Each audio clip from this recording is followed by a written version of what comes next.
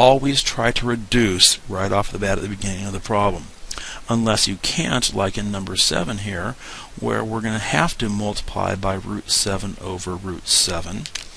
And up above in the numerator, we're going to have the square root of 70, and down below 2 root 49, which is really 2 times 7, giving you 14.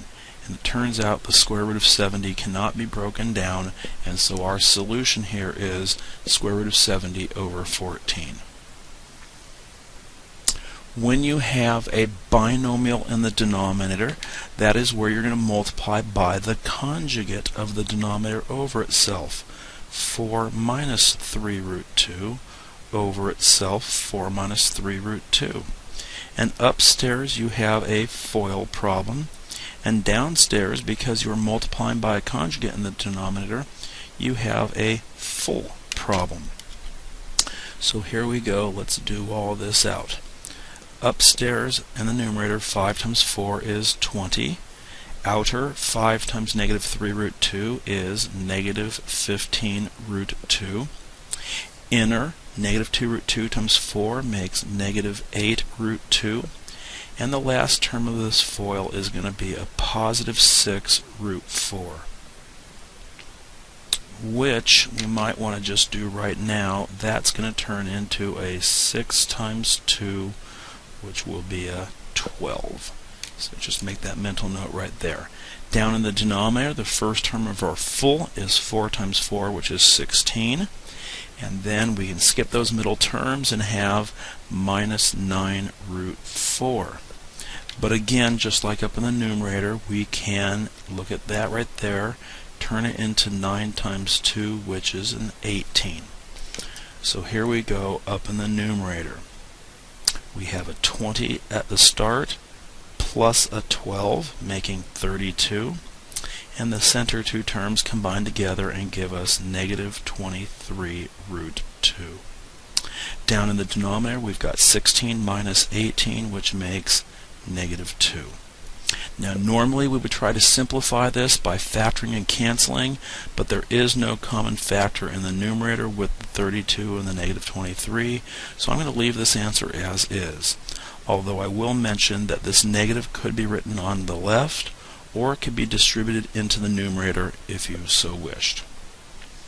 When it comes to solving equations, you want to get the variable out of the radical by squaring each side. And in this case, the left side becomes x minus 4, and the right side 49. Adding 4 to both sides gives us 53, and these problems really need to be checked because of the squaring process. 53 when substituted in and having 4 subtracted becomes 49, which square roots to 7.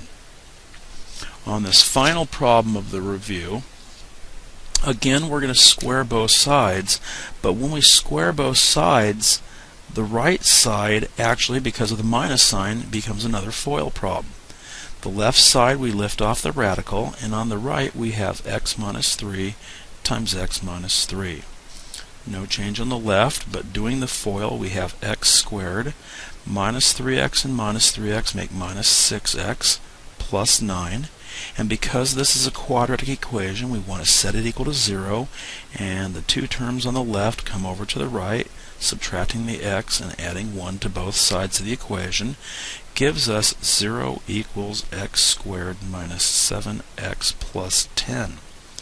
That will then factor into x minus 2 times x minus 5, and it appears we have two answers of 2 and 5. However, when we check them, 2 minus 1 is 1, which square roots to 1, so the left side's okay so far, but 2 minus 3 makes negative 1, and 1 equals negative 1 will not work. That is, as we call it, an extraneous solution. Now we check the 5 and see whether that works. 5 minus 1 is 4, square roots to 2, and 5 minus 3 on the right equals 2, so we have 2 equals 2, and therefore 5 is the only solution to this equation.